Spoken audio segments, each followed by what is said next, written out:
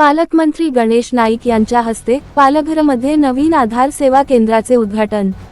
पालघर शहरातील उडपी हॉटेलच्या पाठीमागे नव्याने सुरू करण्यात आलेल्या आधार सेवा केंद्राचे उद्घाटन महाराष्ट्राचे वन मंत्री पालघर जिल्ह्याचे पालकमंत्री गणेश नाईक यांच्या हस्ते आज संपन्न झाले।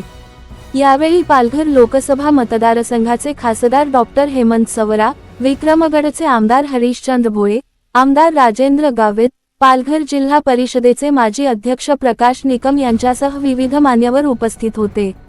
या नव्या आधार सेवा केंद्रामार्फत नाव दुरुस्ती, पत्ता बदल, जन्मतारीख दुरुस्ती, मोबाईल क्रमांक अद्ययावत करणे तसेच इतर सर्व आधारसंदर्भातील सेवा एकाच ठिकाणी उपलब्ध होणार आहेत। या सुविधेचा जास्तीत जास्त लाभ घ्यावा असे आवाहन पालकमंत्री गणेश नाईक यांनी यावेळी केले। या केंद्राच्या माध्यमातून पालघर जिल्ह्यातील नागरिकांना आधारसंबंधित सेवा अधिक सहज, जलद आणि सुलभ पद्धतीने उपलब्ध होणार असून सर्वसामान्य नागरिकांची होणारी गैरसोय मोठ्या प्रमाणात दूर होईल असा विश्वास उपस्थित मान्यवरांनी व्यक्त केला।